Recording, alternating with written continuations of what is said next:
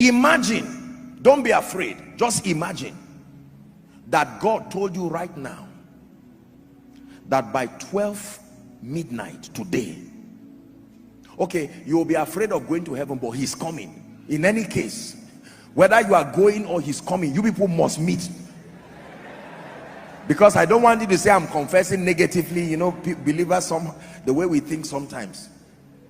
But realistically, imagine that the Lord told you today that Joshua Selman, by 11:55 you are going home. Question: I know you have investments around the world. I know you have all kinds of things. I know you plan to travel next week. I know you even plan to do a lot of things. There's a TV interview somewhere. But what will become your point of focus with that knowledge? Just one information was passed to you, that you have 3 more hours in this life, and that's it. 3 more hours. Wrap up whatever you have to do. You have 3 hours. No prayer will change it. 3 hours. You are not sick, and it's not going to be accident. It will not be anything. Once it's time, God knows the many ways he will pick you, so that you don't fear. But you just have 3 hours. Think for a moment. What are you going to do? Remember, your hometown is more than 3 hours, so don't even think of running there. Think of something wiser that you will do. 3 hours. I'm about to share something else with you, and then we'll pray. That's why I'm asking you this question. Do you know, I will tell you this, I can give you an idea of what will happen to you. In that moment, I give you a guarantee.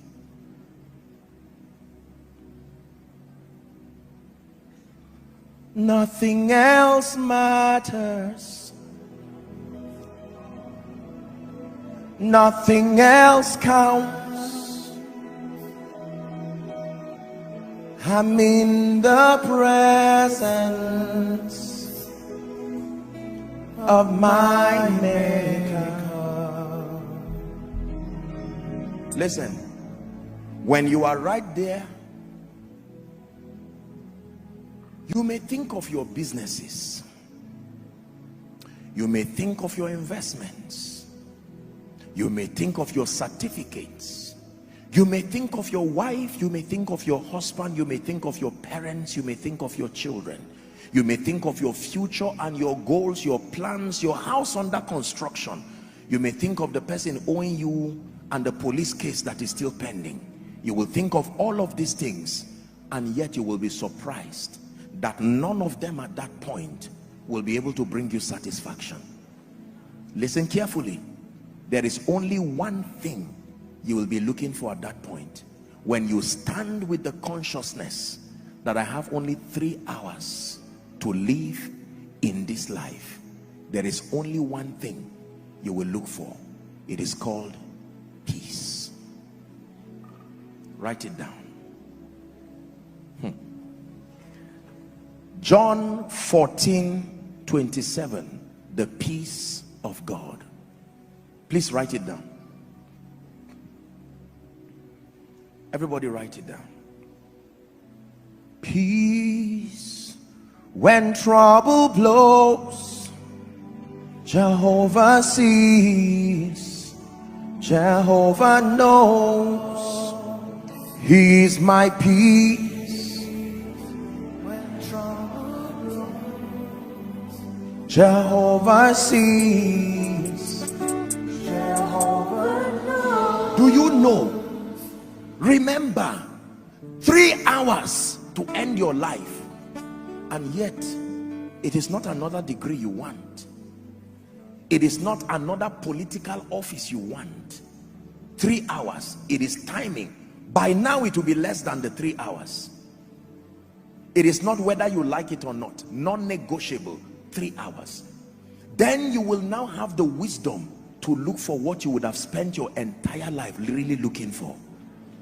The thing you are looking for at the point of death is what you should find first in your life and have the privilege of enjoying it. Because I will tell you, in that security, in that variety, in that significance, in that acceptance, in that sense of growth, in that sense of achievement.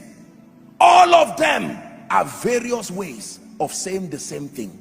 This is one thing you are looking for: peace. How come you only find it when you are hours to the end of your life, whereas that is really what you need even from the start of your life? And can you imagine that it is available even before you find any of these things? That you can have it without a car, you can have it without a child, you can have it without a church, and yet we ignore it. But when you are about to go, when every other thing fades, you find out that is the real thing. So when I crave for security, what I am really looking for is peace. When I crave for variety, what I'm really looking for is peace. When I crave for significance, what I'm really looking for is peace. When I crave for acceptance, running away from trouble, what I'm really looking for is peace. When I crave for growth, what I'm really looking for is peace. I know you won't believe it if I tell you the reason why you are running around with your CV is that you are looking for peace. You will say, Apostle, you are wrong. I'm looking for a job. You are right in your lifetime.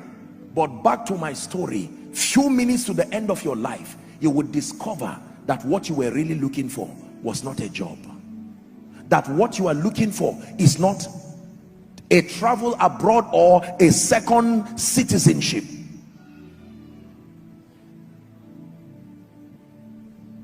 When it's all been said and done, there is just one thing that matters. Did I live my life to live for truth? Did I live my life for you? When it's all been said and done, all my treasures will mean nothing. Only what I've done for love's reward will stand the test of time.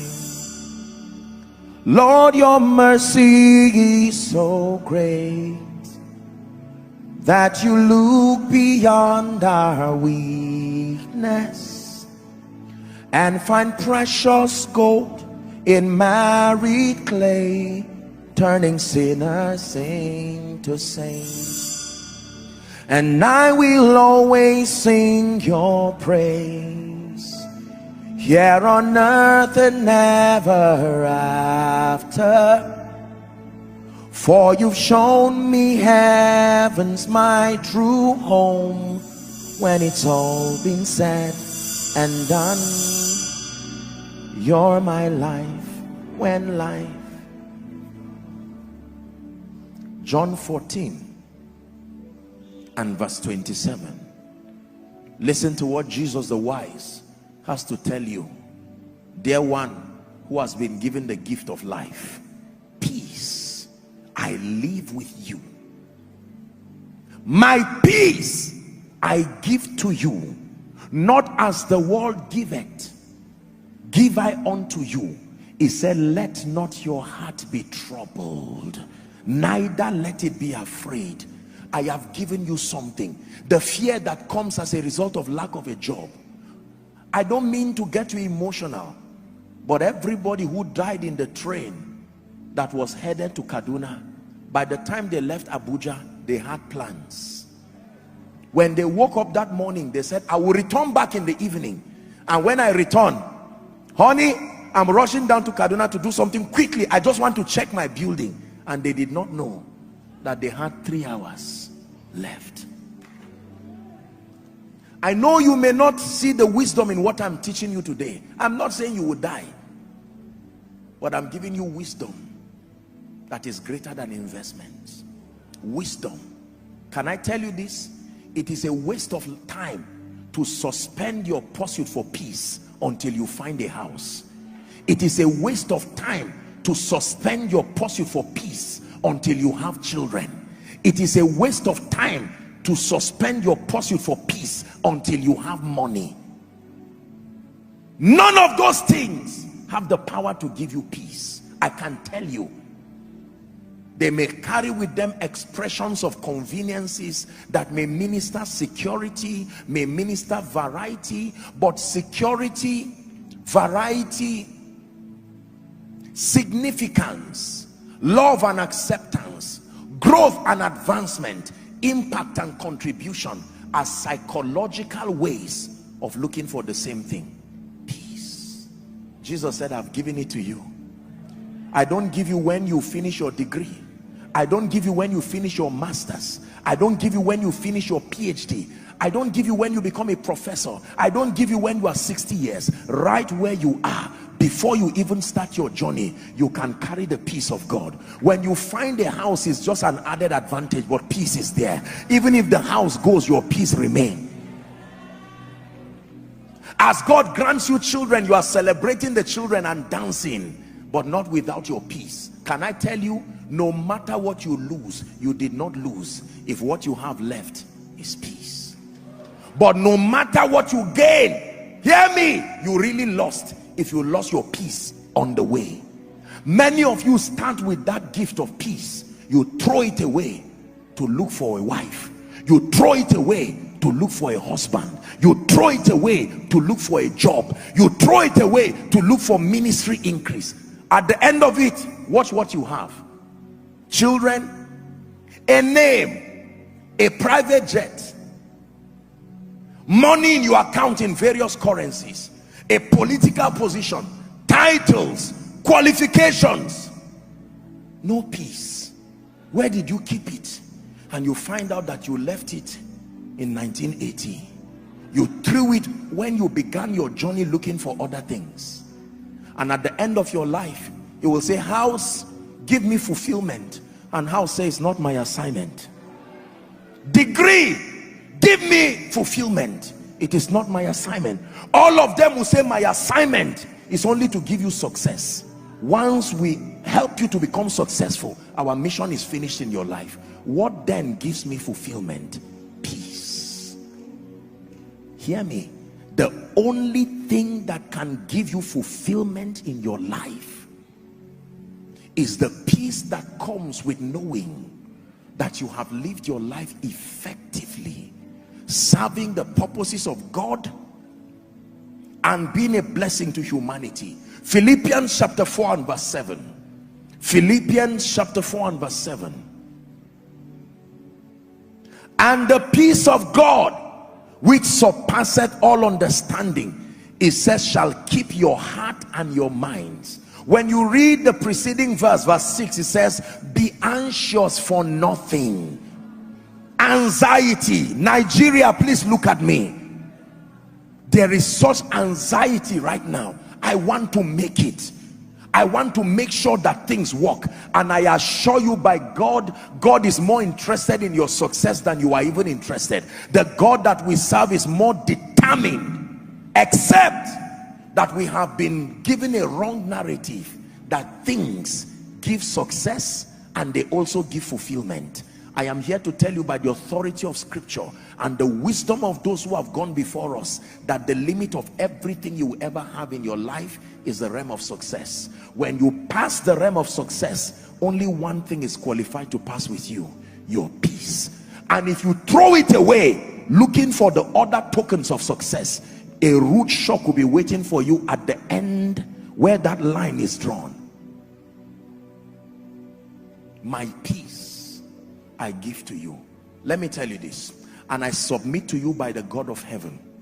I thank God for everything that he has done in my life, and I thank God for all of you and our global family who have contributed to helping this life attain some level and some measure of success.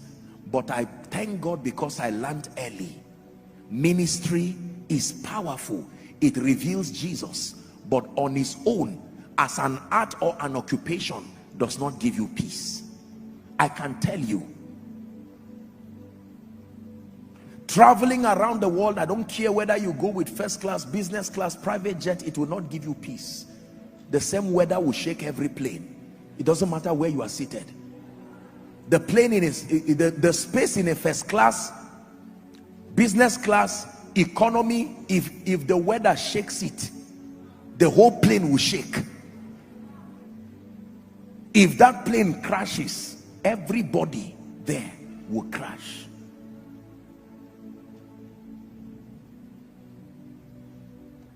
Now I'm tempted to sing it again. There are thrones, there are kingdoms, there are mountains and there are thrones. Only Yeshua will reign forever. To his kingdom there'll be no end. One more time. There are thrones, there are kingdoms, there are mountains and there are only Yeshua